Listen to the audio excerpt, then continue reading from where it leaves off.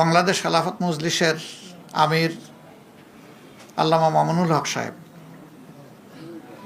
নাসিরউদ্দিন পাটোয়ারির ওখানে যে কারণে অন্য একজন প্রার্থীর পক্ষে ব্যালট অ্যাকসেপ্ট করা হয়েছে, ঠিক একই কারণ বিদ্যমান থাকা সত্ত্বেও মৌলানা মামুনুল হক সাহেবের পক্ষে এটা অ্যাকসেপ্ট করা হয়নি।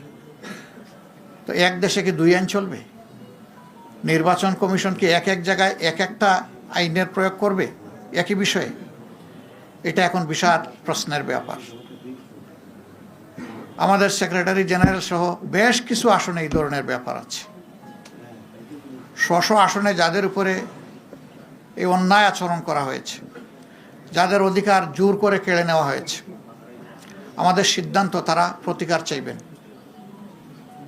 সুনির্দিষ্ট সময়ের ভিতরে যদি আমরা প্রতিকার পাই তাহলে এক কথা, কিন্তু যদি না পাই তাহলে এখানেও আমরা বাধ্য হব আমাদের পথ ধরতে।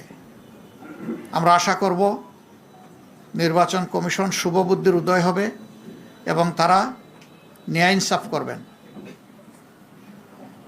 না করলে দায় তাদেরকে নিতে হবে।